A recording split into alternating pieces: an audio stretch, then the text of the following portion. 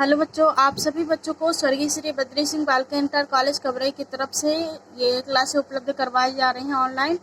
और सारा सिलेबस जो हम आपको दे रहे हैं वो सारा एनसीईआरटी पैटर्न बेस पर राजीव प्रकाशन का है, जो आपके विद्यालय में किताबें चलती हैं।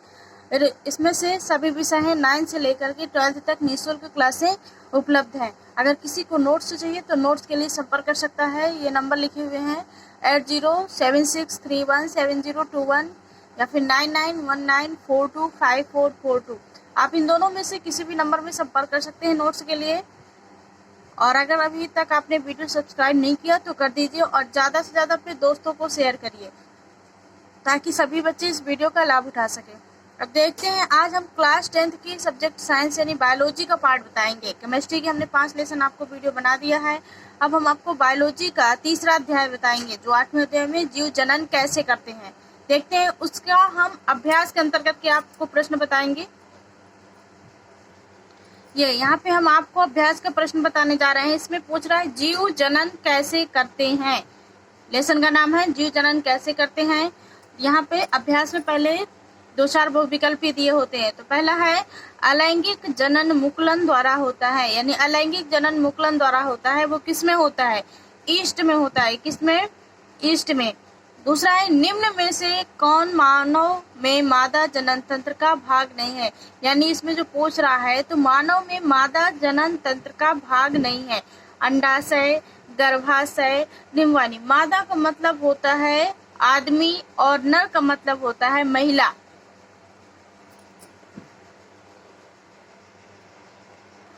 सॉरी, इसमें ये नहीं है। मादा का मतलब होता है महिला और नर का मतलब होता है पुरुष। तो यहाँ पे क्या पूछ रहा है? निम्न में कौन मानव में मादा जनन तंत्र का भाग नहीं है पूछ रहा है। नहीं है। अंडाशय, गर्भाशय ये महिलाएं में होती है, आप जानते होंगे। और इसमें फिर शुक्रवाहिका या डिंबवाहिनी, ये डिंबवानी भी महिला में पाई जाती है। तो यहाँ पे क्या है? शुक्रवाहिका नहीं है। इसका आंसर क्या होगा? शुक्रवाहिका।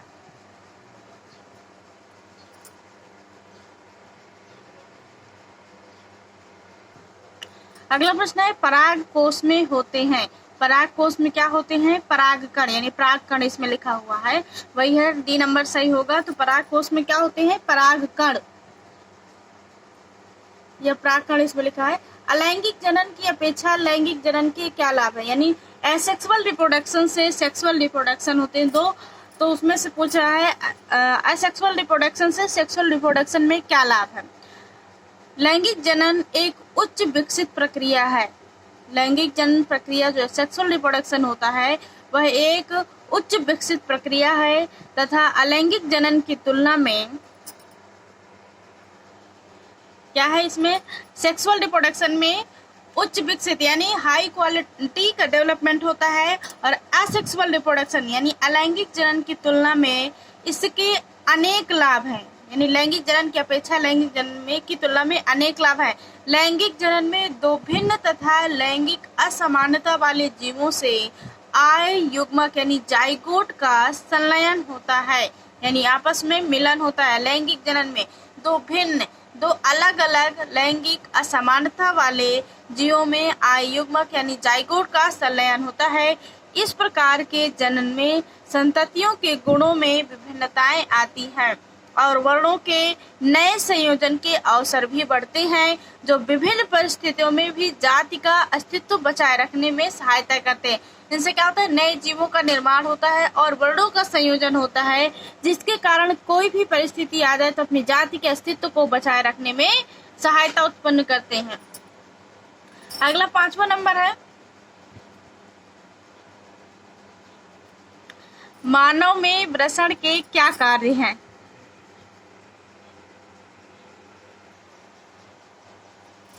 मानव में शुक्राणु का निर्माण वृषण में ही होता है। मनुष्य में जो शुक्राणुओं का निर्माण होता है वो वृषण में ही होता है, और वृषण से टेस्टोस्टेरोन हार्मोन्स उत्पन्न होता है। कौन सा?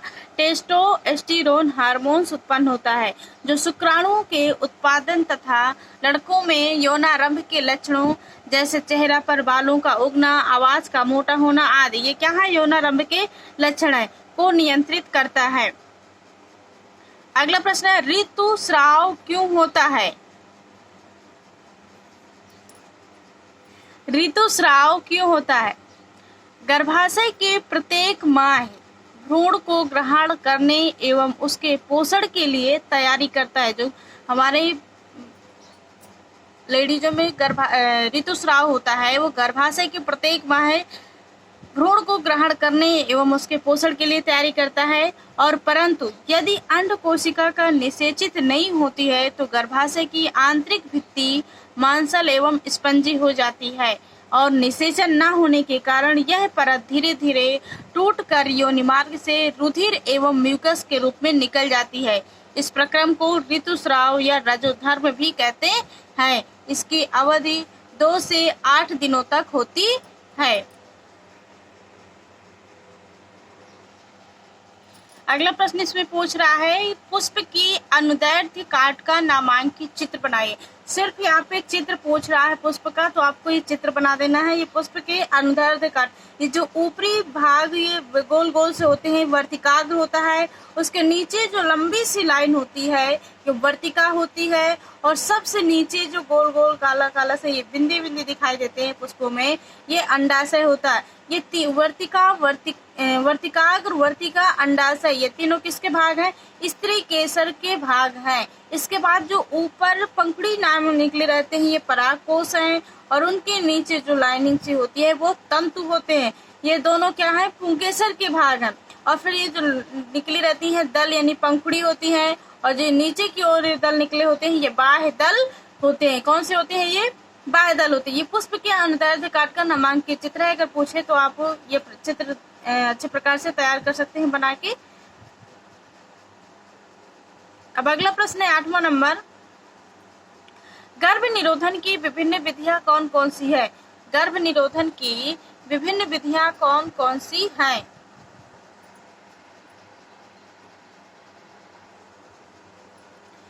गर्भधारण को रोकने के अनेक तरीके हो सकते हैं। इनमें से कुछ विधियां निम्नलिखित हैं जो महत्वपूर्ण है। जैसे यांत्रिक अवरोध होता है पहले, इस विधि में शुक्राणु अंड कोशिका तक नहीं पहुंच पाते हैं। इसमें शिश्न को ढकने वाले कंडोम अथवा योनि में रखने वाले अनेक युक्तियों का उपयोग किया जाता है। महिलाओं में लूप अथवा कॉपर्टी को गर्भाशय में स्थापित करने से भी गर्भधारण को रोका जा सकता है। इसका दूसरा उपाय है रासायनिक अवरोध। इनमें से रासायनिक अवरोध से क्या क्या होती हैं? कुछ विशेष दवाइयां होती है। रासायनिक मतलब होता है दवाइयां। कुछ विशेष दवाइयों द्वारा शरीर में जो हार्मोन संतुलन का परिवर्तन कर दिया जाता है जिससे अंड का मोचन ही नहीं होता, इसलिए निषेचन की कोई संभावना ही नहीं रह पाती।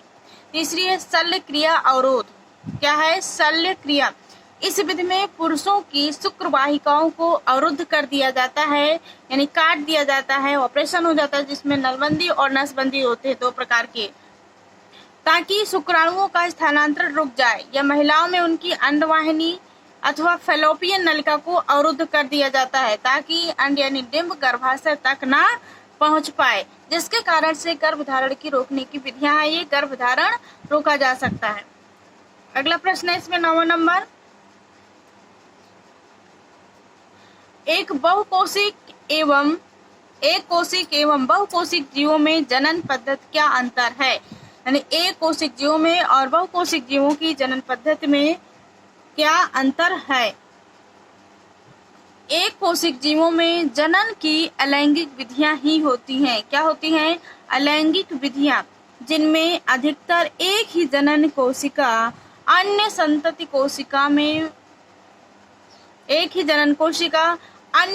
कोशिकाओं में विभाजित हो जाती है। यानी एक प्रकार की जीवों की अलैंगिक विधियां दोहरी होती हैं।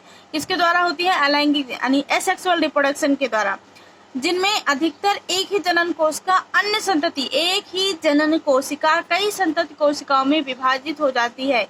इस प्रकार से जनन में केवल एक ही प्रकार के जनक की आवश्यकता होती है, जबकि एक कोशिका का मतलब एक ही जनक की आवश्यकता होती है। जबकि बहुकोशिक जीवों में लैंगिक जनन होता है। इसमें क्या होता है? लैंगिक जनन, और उसमें अलैंगिक जनन, जिसमें एक नर तथा एक मादा जीव की आवश्यकता होती है। इस प्रकार से जीवों में जनन के लिए विशिष्ट कोशिकाएं तथा विशेष अंग होते हैं जिनकी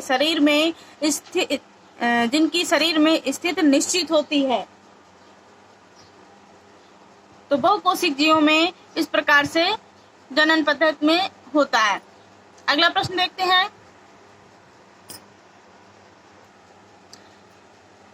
प्रश्न नंबर 10वां है इसमें अभ्यास में, जनन किसी स्पीशीज की समष्टि के स्थायित्व में किस प्रकार सहायक है। यानी जनन जो जाति स्पीशीज होती है उनकी समष्टि में किस प्रकार से स्थायित्व होता है, सहायक होता है।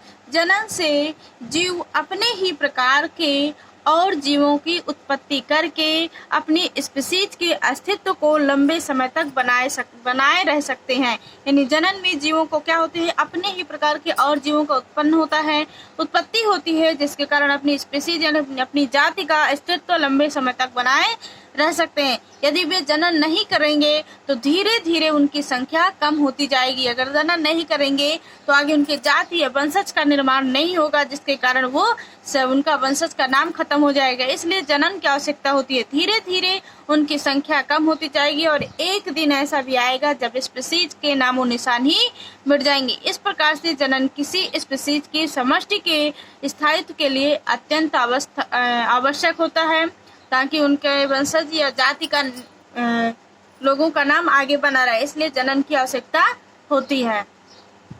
अगला प्रश्न है,